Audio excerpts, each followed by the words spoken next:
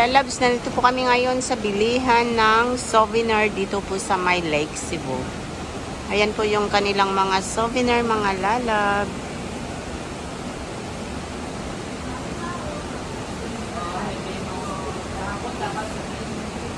So, bali ito rin po yung kanilang mga wintas, mga lalabs. Homemade po yung gawa nila. Ayan po. So, sa murang-murang halaga, ang isa po ay nasa 65 piso lang po mga lalabs. Tapos, meron rin po silang mga keychain. Ayan po.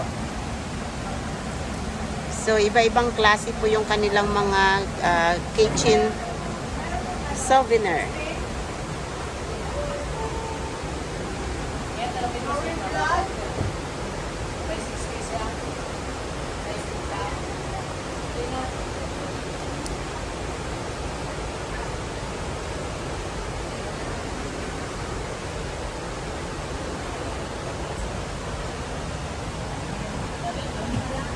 Very colorful po mga lalabs.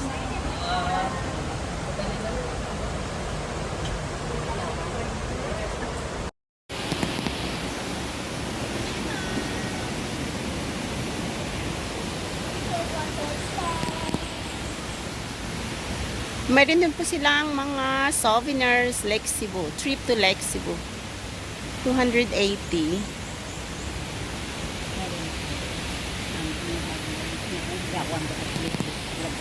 Mm-mm.